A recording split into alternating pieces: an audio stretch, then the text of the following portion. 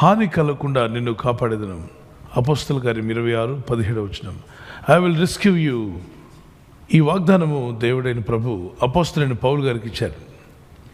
ఎక్కడ ఏ స్థితిలో అంటే వాడ బద్దలైపోయింది, పెద్ద తుఫాన్లో చిక్కున్నారు, ఎటుపోవాలో అర్థం కాని పరిస్థితి, మునిగిపోయే పరిస్థితి ఏర్పడింది.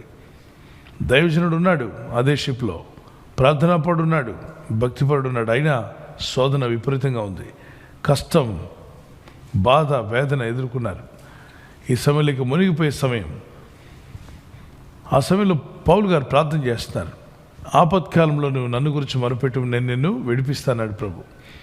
ఆపదలు వచ్చినప్పుడు ఏం చేయాలట?